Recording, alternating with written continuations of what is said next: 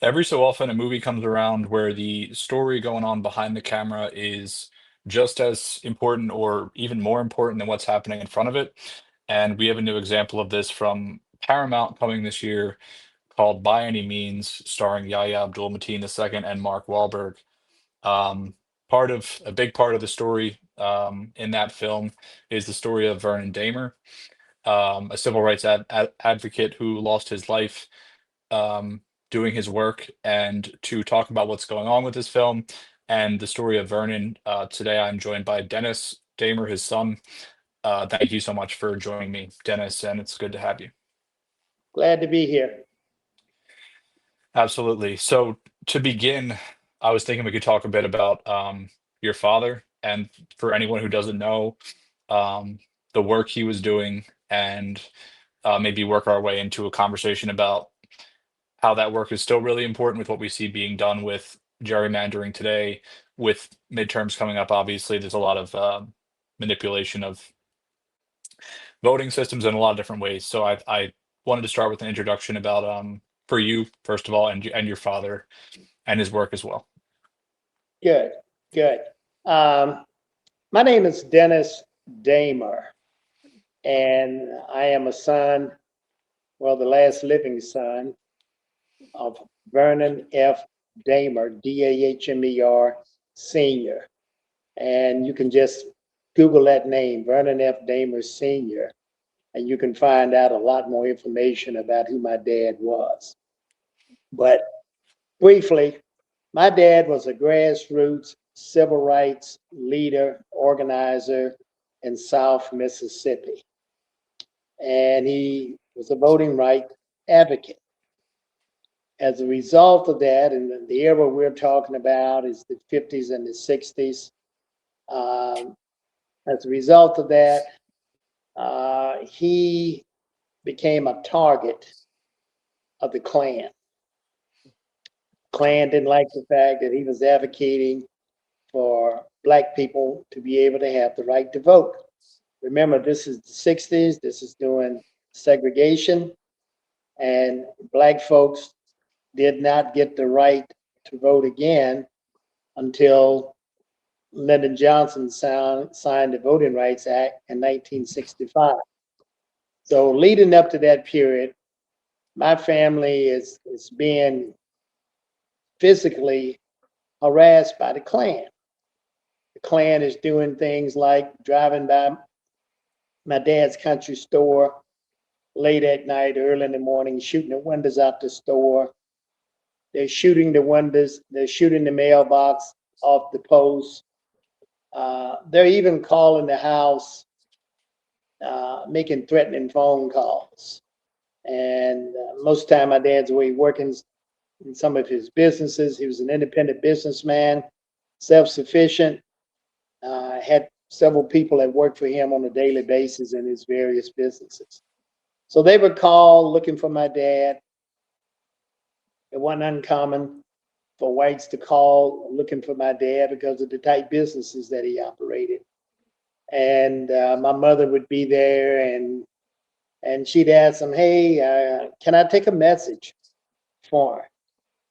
And they would leave messages like, "Well, you tell that N word, we're gonna kill him." Okay.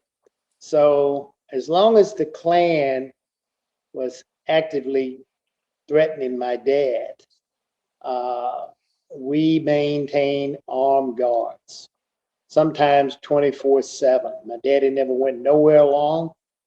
When he went somewhere on business, typically some of my older brothers were always with him. Everybody is armed because you could be attacked at any time Mhm. uh, by these individuals. So we were a heavily armed family. We were outdoorsmen, spent a lot of time hunting in rural Mississippi. So guns was something that we had a lot of and we knew how to use. Mhm. Uh, what happened to my dad was after Johnson signed the Voting Rights Act in about, it was 1965, the Klan stopped calling and threatening my dad. They quit driving by, shooting out the windows in the store, and other forms of harassment. All of that stopped. So my dad and mom thought by then that all of this was behind us, and we let our guards down. And when they relaxed and let their guards down, that is when the Klan attacked us on January the 10th, 1966, at about 2 a.m. in the morning. 2 carloads of them coasting to the yard, the headlights off on their cars, the engine shut off, and they get out of the cars. My mother hear the doors opening and closing. She wakes my dad up and makes a statement, "Vernon, I believe they got us this time."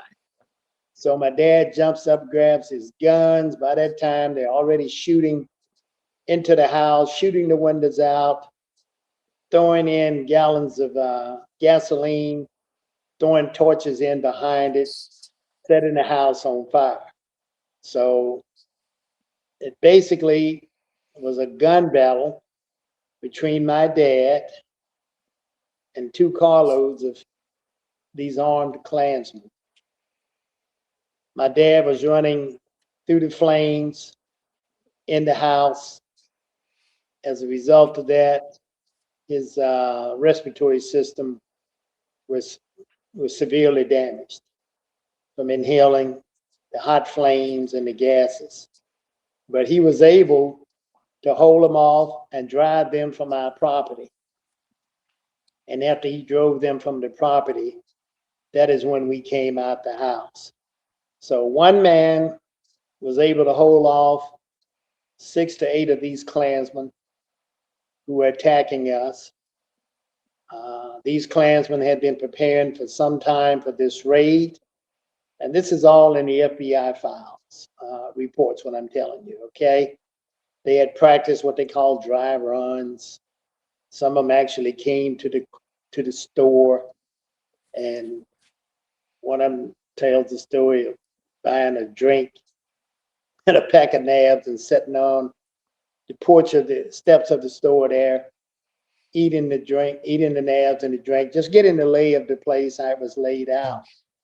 And talking to this elderly woman that ran the store for my dad, that they thought was a white woman, but she was actually his aunt. That was another reason the Klan didn't like my dad, was because of his racial makeup. My dad was about 1/8 black, appeared phenotypically white.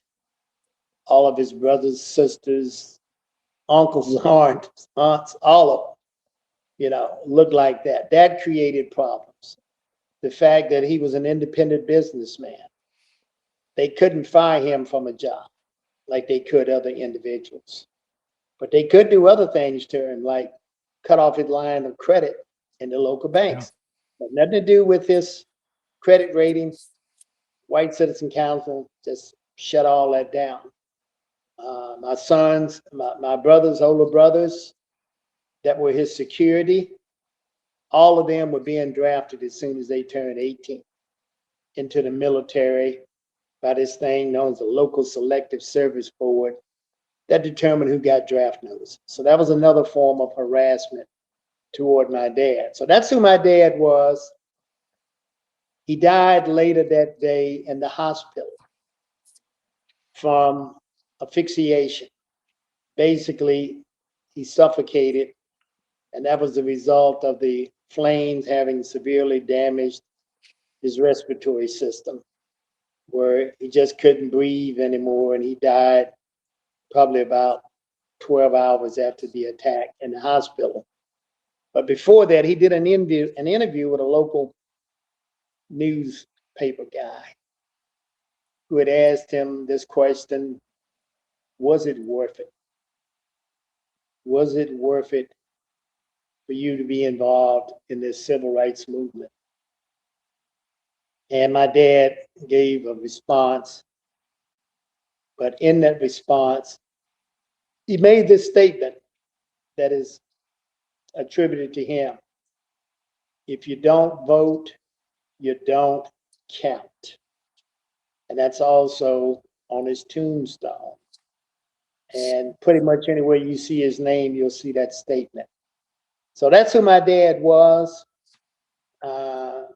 There were prosecutions after my dad's murder. Something like 14 to 16 individuals were indicted on murder and arson charges. Only about half of them actually went to trial. Other half never went to trial. And out of that half, there was probably like 3 or 4 convictions. One of the Klansmen that was on the raiding party that night, he drops his gun in the yard, drops his pistol. All right. The FBI recovers the pistol the next day. One of the cars was shot up so bad, they had to abandon it about 3 or 4 miles up the road from where we live. FBI recovered that. And they had all sorts of other physical evidence that they recovered from that crime scene. And they knew pretty much who had done it based upon the evidence. This group of Klansmen that lived in Jones County, about 25 miles from us, known as the White Knights. These were the same ones that were responsible for the killing of the 3 civil rights workers in Philadelphia, plus many other documented murders across Mississippi. And there were plenty more that I'm sure they did, where they just picked any black person, didn't have to have anything to do with the civil rights movement, just black. And I And believe the Philadelphia murders, they were tackled, the movie Mississippi Burning, I believe those murders are, yeah, right, tackled there as well. it's tackled Um, there, in yeah, that movie, but state of Mississippi didn't prosecute anybody in the Philadelphia killings. But all that yeah. evidence, they didn't And, prosecute anybody. Yeah. and So my Dennis, can you dad, speak? yeah, go ahead. I was just going to say quickly, can you speak a little bit more just about um, the day-to-day work of your dad that had these people so angry in terms of what his goal was and what he was, how he was actively involved in the community and trying to mobilize people to vote? Like, what did his operation look like? Well, my dad, he was an activist. He was outspoken. Okay. He was a member of the local NAACP, Forest County chapter. Had been president on, I believe, on 2 different occasions. So everybody knew where he stood, black and white. Okay. On civil rights for black folks. You know, he was what they referred to as a card-carrying member of the NAACP. He not only joined, but he carried the card in his wallet, which could create a whole lot of harassment just by having that card. So there were whites who did not like that knew my dad. Okay, some of them were on this White Citizen Council, business people that he dealt with, and they knew where he stood. They did not like his civil rights work. These Klansmen, I believe, were being fed a lot of information by people that knew us well, whites, and they were the ones that actually did the attacks with these Klansmen, which were different than the business. You know, the white business people, they don't like you. They're not going to attack you. But if the Klan attacks you, they're going to protect the Klan. They're going to make sure Yeah. they don't get prosecuted. Mhm. That's how that system works. So by him being open about it, that harassed people. I mean, that upset a lot of these races, segregationists. One of the things a person had to do back then to just attempt to register was to pay this thing known as a poll tax, which was a $2 fee. Now, it may not Was sound that like was a that whole. unique to Mississippi or? You know, I'm pretty sure other states were doing it too, because it was used as a barrier Hmm. to keep people from attempting to register. You know, when you consider back then, most black folks, they're working on some farm, plantation, it's field labors. If they made $5 a day, that was a lot of money. So to go spend $2 to pay a poll tax to just attempt to register, no guarantee you're going to be registered, but you got to pay that ahead of time. And just the mere fact, if you went down there and you attempted to register, it became common knowledge, you know, that this black person actually went and tried to register. And then that's going to trigger all sorts of reactions from the white community. It costs you your job. Okay. At the very least, you're going to be talked down to by these segregationists in terms of what are you doing? That's not your purpose. You need to leave that alone, you know, type thing. And basically told, you know, if you don't leave this alone, things can happen to you. Yeah. Okay. So it's harassment, threats. So what my dad offered to do after the Voting Rights Act had passed, and the local authorities were going to be forced by a federal court order to register blacks. Okay, my dad offered to pay the poll tax for anybody that was willing to go down and register. He would not only pay the poll tax for them, we had a poll tax book at the store, so they could pay the poll tax there before they even went to the courthouse in Hattiesburg to attempt to register. Then my dad would go with them, or some of my older brothers would go with them to the courthouse. Because you have to understand, that's a very intimidating thing to do Yeah. in 1960s Mississippi. And you got these whites hanging around outside. There's these benches under this big oak tree that they'd be sitting there all day long, just looking and watching to see who would actually go up the steps into the Forest County Courthouse and would attempt to register. It was another form of intimidation. So my dad would pay the poll tax. They didn't have the $2. And then he, or somebody else, my brothers, would go with them down there to register. So that just irritated them even more. That was just another fact that they didn't like about Vernon Dahmer. You And he was know, able to use his financial success as well to help other people right, while right. also putting his life, I mean, his, putting himself physically in that situation to help them as well. Absolutely, absolutely. So that's the type person my dad was. Yeah. All right, and my family is very protective of that legacy.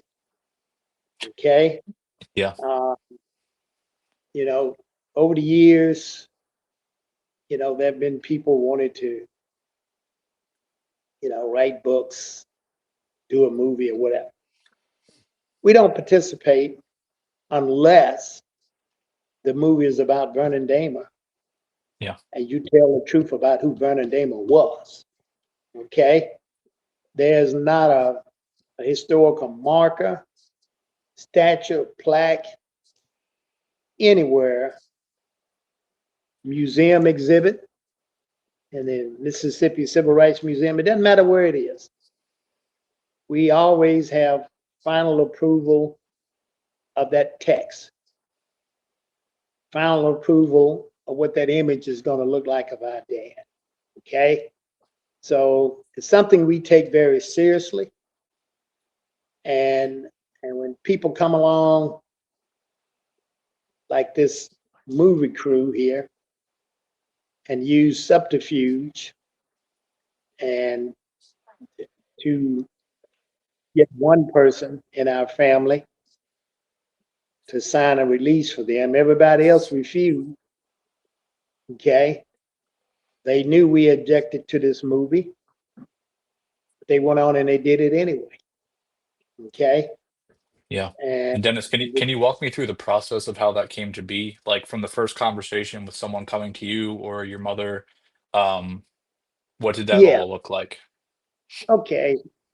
So I'm probably the most outspoken one in my family these days. So one day I get a call right out of the blue. I'm going to say this is probably 2 to 3 years ago. And I believe it's from the executive producer. I really believe that's who it was at this time. Which is Alex. Alex Lebovicki, is that correct? Yeah, Yeah. I'm pretty sure it was him. Okay. And he calls me up and tells me, he's going to do this movie about Vernon Dahmer. And he's just talking and I'm listening. I'm not committing one way or the other. And then he says, and we're going to tell the story of how Gregory Scarpa solved your dad's murder. So I'm listening. I'm not saying anything. He asked the question, do you know who Gregory Scarpa is? My response is, why don't you tell me who he is? I know exactly who he is. Okay. He's So he asking you began, that? huh? I said he's asking you that. That's crazy. Like, Yeah, but I know who he is. yeah. And so I think he regurgitates what he's read in maybe Scarpia's book. I've never read his book, okay? Where he makes himself out, I'm assuming, to be this hero that comes down here and solves this murder that the FBI somehow or another can't do without his help, okay? And so I asked Alex some more questions about what he's doing. He can't answer any of them, okay? And so I tell Alex, I said, tell you what, Alex, why don't you send me some links to some articles where your project has been written up in the movie industry trade publications so I can read about it. His response, I have my assistant do that. Okay. I never hear anything from him again. So I assume, hey, just another guy trying to get traction on something that he's doing, or Yeah. prank call, because I get prank calls. Okay. And so I don't hear anything from him again. Then about 6 or 8 months ago, I get a call from some friends about, hey, these people trying to make a movie about your dad? I said, what? So I end up with the name and number of the person in charge of costumes, director, whatever the name for him, I don't know. And eventually, through that person, trace it back, find out that these same people are again. Also, during that process, I find out that they've contacted this one outlier in the name of family. Probably been working with her for at least a year in the background. She actually set up a meeting to bring them to the house to meet with my mother. Never told me anything about it. Okay. So I purposely believe they were avoiding me because I'm the guy with all the hard questions. Okay. But once they realize that I'm involved in this thing, they get back on their uh, mode of trying to recruit me. They even send me the script. I look through the script. I don't like the storyline at all. Okay. Basically, it's a white savior trope movie where the Scarpia character, Wahlberg, comes south and he's teamed up with this black FBI agent as his sidekick or whatever. And they go about solving this murder on their own terms. And submit the evidence to the authorities who don't want to do anything about it.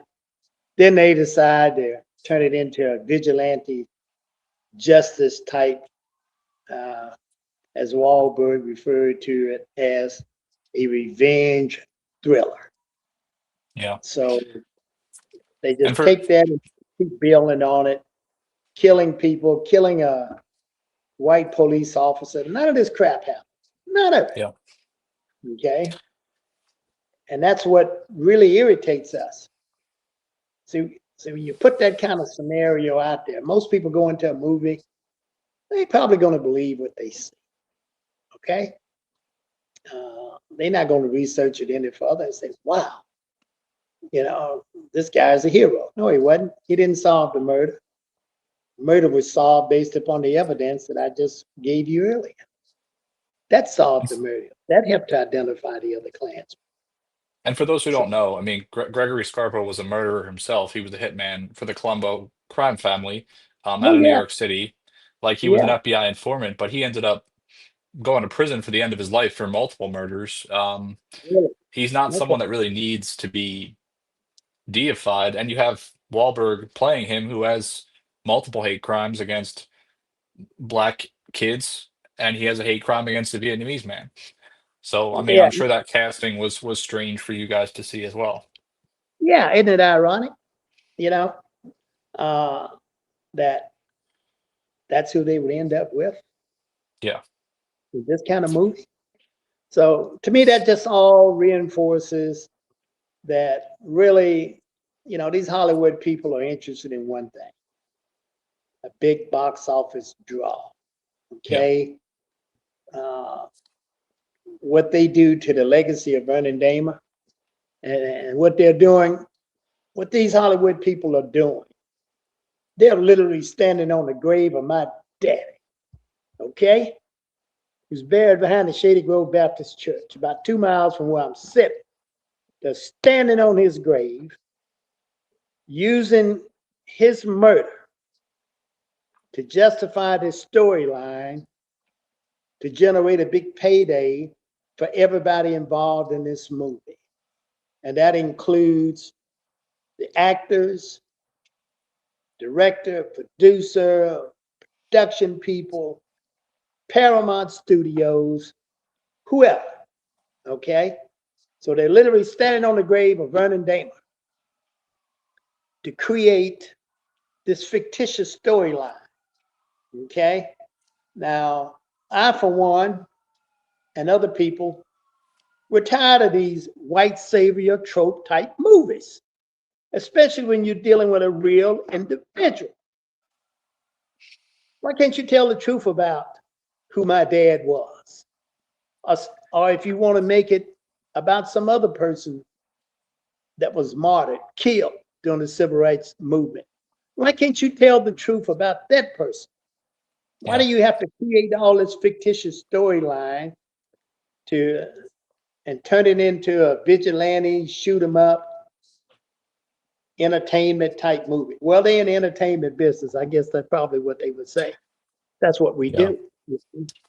But And it's Giancarlo Esposito portraying your father in the film. Do you know what is the amount of like is the story of what happened to your father like the opening of the film? Is it a flashback? Like is it what is his actual involvement in the story? Do you know? based upon the trailer, uh, you know, they show him running through the house in the flames and falling in the flames. And I heard what I thought was a gunshot. When I talked to Alex, I finally got a chance to meet him face to face. He said, no, that wasn't a gunshot. Okay.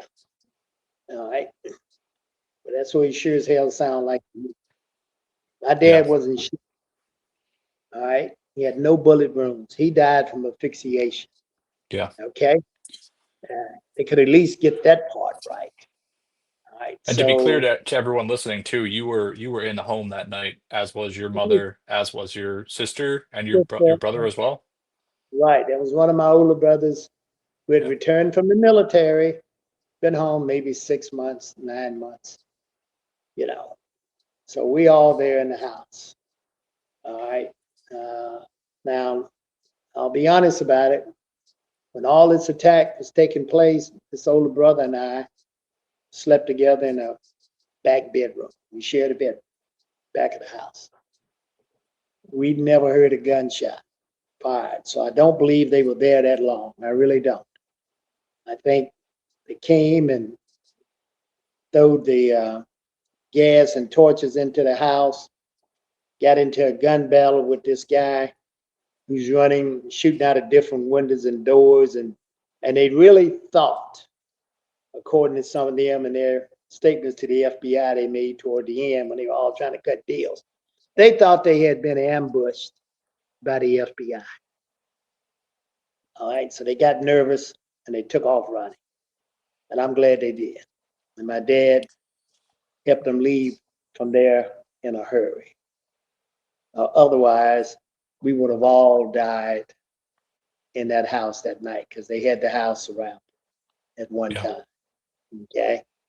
So, you know, these people that are benefiting financially from this movie. Now, my family is not getting one dime out of this, you know, nothing. Not even your sister? According to what Alex told me, he did not compensate her in any way. Okay? And that's what Alex did. Okay, but we're going to find out. Eventually, we're going to get to the bottom of just whatever happened. Okay? But at the very least, those people who are benefiting, and I get it. I know it's tough for Black actors and Black production people to get jobs in Hollywood. I know it's tough, okay? And I'm sure they probably didn't research who Vernon Dahmer was, or maybe they did, I don't know, okay? And this is the business they're in, and this is what they do. But at the very least, at this point, all of them could insist that a prologue be added to the screen before the movie even runs about who Vernon Dahmer really was, and in big enough letters, and leave it up there long enough for people to read it, you know. I like how they run some of them credits at the end of movies. They run them so fast you can't read it. Afterthought, And so after Alex shows up at my mother's birthday party, he showed up last year. I had no idea who he was. Taking pictures with this 90-something-year-old woman, my mother, who's today 101 years old. He shows up again to do it again this year. And so I confront him about it, had him identify himself to make sure who I thought he was, and asked him, why are you here when you know that the majority of us, except for this one outlier that you flew over to the filming set in Georgia, okay? We all oppose it, okay? We all are in opposition to this movie. Why would you show up here? His response, I was invited. Okay. By one person. Yeah. Yeah. You know, he's there looking to take pictures to try and present this image that somehow or another he has this, I guess, this loving relationship with the real Dahmer family. No, he does not. He does What is your not. mother's reaction to all of this, or what has her reaction been over Well, time? she's highly pissed off about it. Yeah. She was somewhat duped and misled by this one outlier in the family, her daughter, about what was going on. None of them had seen the script. Except for you. Yeah. One of the producers, I think his name was Chester. All right. I Yeah, had a couple Chester Gordon. discussions. Yeah, maybe that guy. Yeah. Had a couple discussions with him. I think one with the director when he was filming it, Elegance, and they wanted to fly me out to Georgia and, hey, we'll bring you over here and you can see what we done. Say, I saw the script. And I asked him, when he was filming it, I said, what is the storyline? And what I told you earlier is what he told me. Okay. So when they send me the script, I send it to other family members. Okay.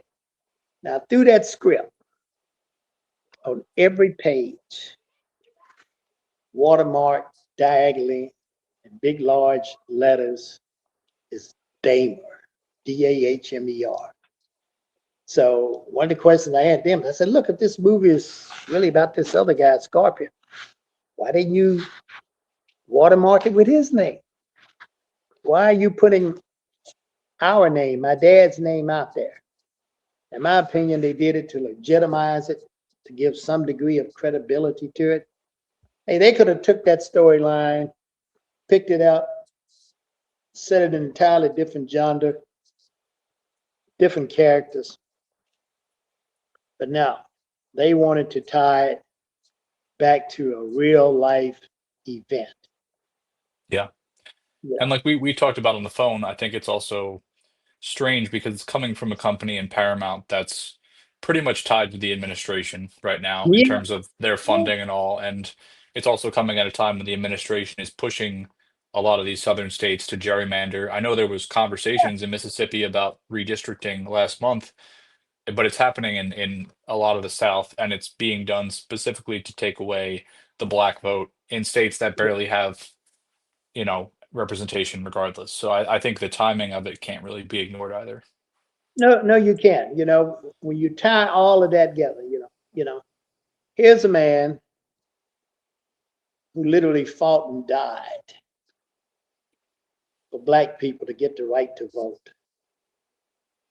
The Voting Rights Act is passed 6 to 8 months before he's murdered by the Klan, okay, for trying to register black people to vote.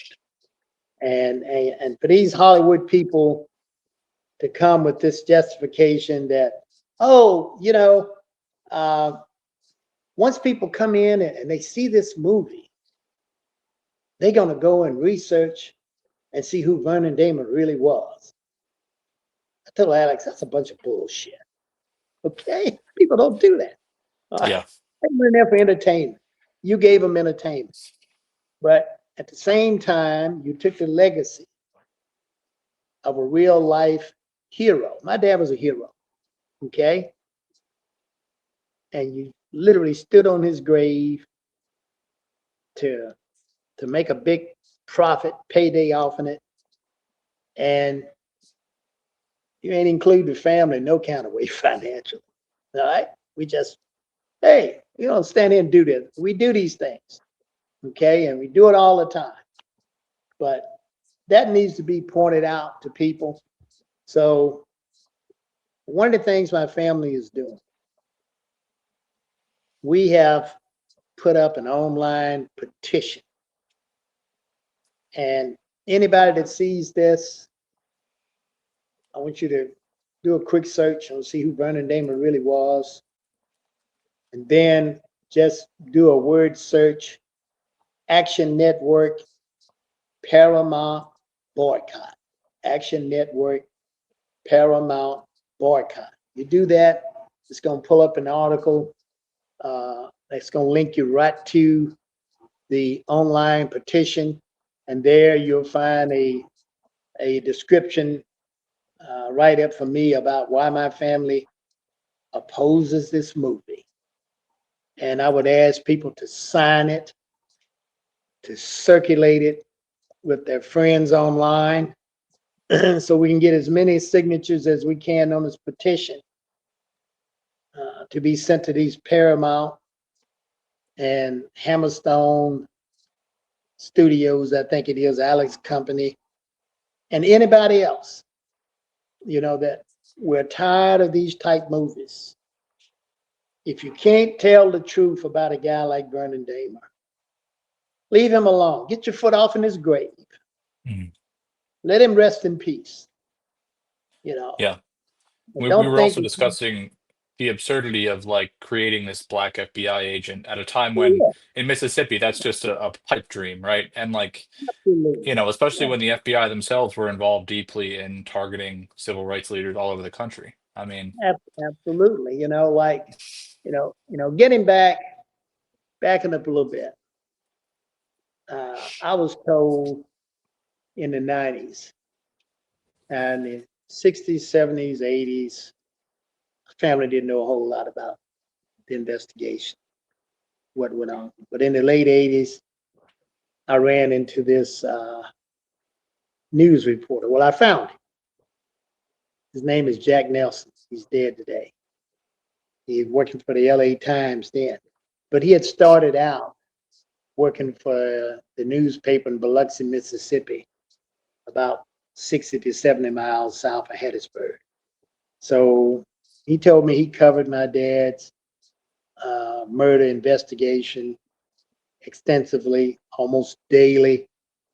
He would be in Hattiesburg at the Holiday Inn where the FBI was headquartered, because the FBI wasn't working with the local law enforcement people, because they knew a lot of them, if they wasn't in the Klan, they were sympathetic to the Klan. mhm. So they wasn't independent of them. And he told me this story. He said, hey, this FBI agent that lived in Long, Mississippi. And he told me, I can't remember the guy's name, but he had one of these old Confederate generals' names. So that guy came in about 10 days, 2 weeks after your dad had been murdered. He sat down and wrote out a list of names, said, these are the ones who actually did it. So that guy had gathered that information through his informants in the Klan. So they knew exactly who had done it. Then they had the physical evidence leading back to the Klansman. And then the one that dropped his gun in the yard, he finally turns himself in and confesses to his involvement and names everybody else. So you got an eyewitness participant. You got all this physical evidence, okay, from the crime scene. You know who these individuals are. So Scarpia's role in actually solving this crime, I would say, is minimal, because the FBI already knew who had done it, and Scarpia, quote unquote, interrogates a couple of them using his methodology, doing things the FBI agent can't do. He gets signed confessions from those two guys. Those guys get away from the FBI and they recant all of that. I was saying that they were tortured. Yeah. Okay? And none of that's never introduced in the court of law. Scarpia is never called to testify. So I don't see Scarpia role of being brought here as to be the person to solve my dad's murder, because the FBI already had Yeah. that solved. I think he was brought in to put fear into these Klansmen, because the FBI was not only trying to solve my dad's murder, but they were using my dad's murder to break the back of the Klan. The hierarchy of the Klan was tied directly to this murder, and they prosecuted all of them. And one of the top three did get convicted. The other one didn't. And the one who was the leader of the Klan, he got away until the late 90s, after we had tried him 3 times back in the late 60s, and we're getting verdicts like 10-2, 11-1, guilty in Mississippi. Okay. White juries primarily. Okay. Saying this guy is guilty. But he got away with it until the late 90s, when we were able to get the case reopened. And he was convicted, and he died in prison. some 30-something years later after he done lived his life, but you snuffed out my dad's life. My dad never got a chance to see a lot of his grandkids. Yeah. You know, you can get that chance. When You know? when do you feel that the Klan really started to lose power or traction in Mississippi, and how do you feel things are today, at least around you or in the state as a whole? Well, they didn't have the power that they had in the 40s and 50s, going into the 60s. When the civil rights movement started to have success, and Johnson signing the voting rights bill, civil rights bill in 64. Then that led to some other bills like fair housing, all of this stuff. Title IX, equal treatment of everybody. The Klan sort of fell out of favor publicly with a lot of whites. That don't mean that they still didn't believe the same thing.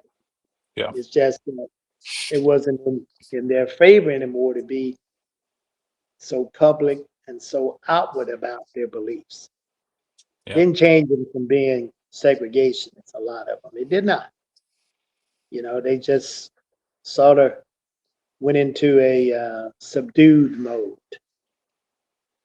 And the biggest thing, one of the biggest factors, was when Black folks got the right to vote, Black people started to join the Democratic Party en masse. They did that because that old Dixiecrat, boll weevil Democratic Party, full of nothing but staunch racists and bigots, they were the biggest problem for Blacks. They were the ones who were putting these politicians up and getting them elected, these segregationist type. So when Black folks started joining that party, these segregationists wasn't going to have it. They did not want to share power with Black folks, but they're being overwhelmed by Black people.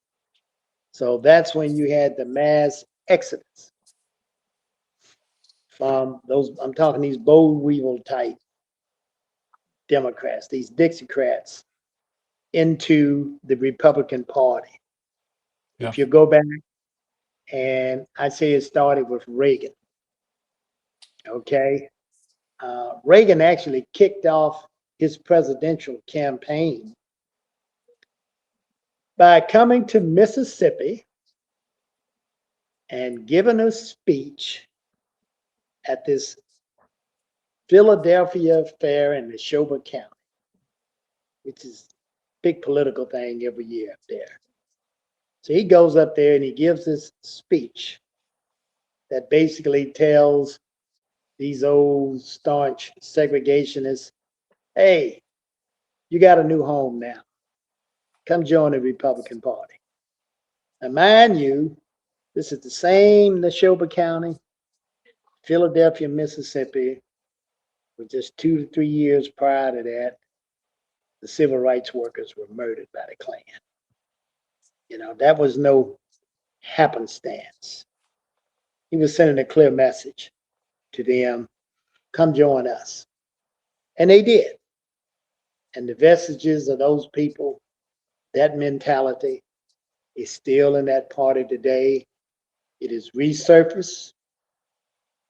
They got a guy in office who basically have told them, hey, you have nothing to be ashamed of. If you're a racist or a bigot, wear it proudly on your sleeve. Be who you are. And he's got a staff of people around him, Stephen Miller, the guy with the budget office, Hexet over the Department of Defense, Mhm. that are reinforcing that ideology every chance they get. Okay? They're sending the message loud and clear to these hardcore MAGA people that you are back in vogue and we're backing you up. But How I'm do you hoping feel that, the environment around yeah, you today? How do you feel things are around you? oh, things are regressive. We are moving back. We are going backwards in Mississippi. All you got to do, just look at the shield law that they passed here in the state uh, concerning voter identification at the polls. That law is going to prevent a lot of people from voting. They're going to use that law and say, well, you don't have two forms of identity to identify yourself that we accept to prove that you say that you are who you say you are. Yeah. Your ballot is going to be contested. Okay. You're going to have to show up with things like birth certificates. Driver's license ain't going to be enough. Okay.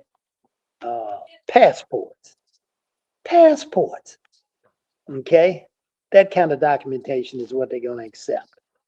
How many people walking around with passports? Yeah. Yeah. Well, I bet it costs at least $120, $150 to get a passport these days. Yeah. Okay. So they're putting those restrictions in place nationally, the SAVE Act. Okay. Yeah. Trump is trying to do the same thing. So their strategy is to keep likely Democratic voters away from the polls. And I am a Democrat. Make no mistake about it. I am a proud Democrat. Yeah. Okay. And at that point, with this stuff we're talking about with passports and whatnot, what's the difference between that and the $2 tax you were talking about with your Yeah. dad? Like It's another yeah. barrier. That's what it is. Okay. Yeah. It's another barrier that they could put out there. Years ago they used to have this thing called a grandfather's clause. If your grandfather voted, then you could vote. Well, that knocked out all the black folks right there for sure when they were doing that. Okay. So they're going to continue to do these things. Mississippi is going to do redistricting next year. And the only reason I believe they're waiting is because they want to make sure they don't have no legitimate legal challenges. And with the ruling that Supreme Court has passed, where now you have to show that it was done intentionally. And that's a very high threshold to prove intent. And they told them, hey, you can do it based upon political affiliation. So they're going to redraw Mississippi just like they're doing it in Louisiana and Tennessee and Tennessee. Yep. all these other places. It's going to happen. And, we're talking about an area of the country, this old Confederacy, where 55% of the black folks in America live. They still live in this old Confederacy. So you're going to dilute these people out, and they're not going to be able to elect who they would like to have to represent them. So I guarantee you, probably in 2 years and thereafter, you won't see 25% of the number of black elected officials that you have today. Now, here in Mississippi, we have the highest percentage black population in America. Last census they did said it's about 37, 38%. I think you talk to most political people, they tell you it's about 40%. I believe it's somewhere between 40 and 45. So we have tremendous power if we exercise it at the ballot box. But here in Mississippi, voter apathy is just a bigger problem as it is anywhere else in America. Okay. Now, one last thing about this movie. Let me just make this point. So after my other family members meet Alex at this birthday party, they open up a dialogue about trying to get a disclaimer Yeah. in the movie, uh, or a prologue. Even write a prologue. I'll send it to you. Alex rejects all of that. He does. So here again, I'm asking people, just word search, Action Network, Paramount boycott, and sign that petition. And in that petition, we are asking Paramount and all these other people who are going to make a lot of money, actors, producers, directors, I don't know, production people, distribution, Paramount, whoever. At the very least, you could put up that prologue that we wrote about who Vernon Dahmer really was. And in there, in that prologue, the Dahmer family asked people to go register and to vote. Okay, if you want to honor my dad, do that. Go register and vote in November, but prepare yourself now for some type of election shenanigans that's going to take place between now and on election day. And whatever you do not leave without voting. If they won't allow you to vote the normal process, you can vote by affidavit. Do that. Don't just get Yeah. frustrated and leave, because that's what they want you to do. But prepare yourself now to cross those hurdles that the SAVE Act, and the SAVE Act is going to get passed out of Congress eventually, I believe that, and signed into law before November. And then states like Mississippi are putting up their own laws to keep people from voting. So that's what we're asking people to do today. Go to Action Network, Paramount, boycott. Yeah. Sign the petition, recirculate it, ask people to keep recirculating so we can send this message to these Hollywood people. No more white savior trope movies, especially based upon real individuals. Tell the story of that individual. That will be more motivating and uplifting than this stuff you're doing, making revenge thrillers and talking about, hey, we're going to really stick it to the Klan. It's going to be wish fulfillment, all of that. Hey, save that for your entirely fictitious storylines, okay?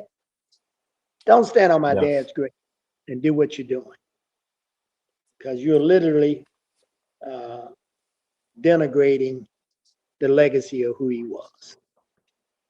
Absolutely. And I'm sorry, I mean, I'm sorry you're going through this. I'm sorry your family's going through this, but my Yeah, hope is, you know, at least some people will see what's happening, look into his story, look at what's yeah, happening in America today, and yeah. like you said, tie it all together and ask what we're doing. Yes, I think it's important. yes, especially now in Yeah. this era that we're living in. It's the very least you can do. And remember what my dad said on his deathbed before he died. If you don't vote, you don't count.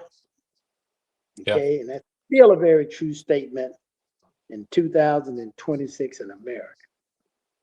Very true. So Absolutely. start Yeah, voting. and I encourage people. I think people sometimes get frustrated with, maybe the candidates they see at the end, but like get involved in your local politics, get involved in state politics, look at the primaries. Like you have choice in the primaries, and if you don't care, you're not going to maybe like the choice at the end. So like be active and get involved. Get I think it's involved, important. talk to your friends about voting. Hey, I got people I know that don't vote. I don't have to ask them if they vote or not. I can listen to their conversation. I know they don't vote. Okay, and they know where I stand on it. Yeah. And I can't understand, especially in this day and age, why you're not voting. And there's a lot of misinformation on the internet, a lot of half truths. Okay. But I just tell people, hey, remember what year you're living in. We're living in 2026. This is not the 1800s or the early 1900s. This is 2026. What are you going to do to make America a better place for your kids, your grandkids, for all the kids that hadn't even been born? The very least you can do in the memory of my dad is to go register and vote. And one last thing about this movie. These Hollywood folks not going to make a dime off of me, okay? I can't tell other people what to do with their money, but I'm telling you, I'm not going to see it. Yeah. They not going to collect nothing from me.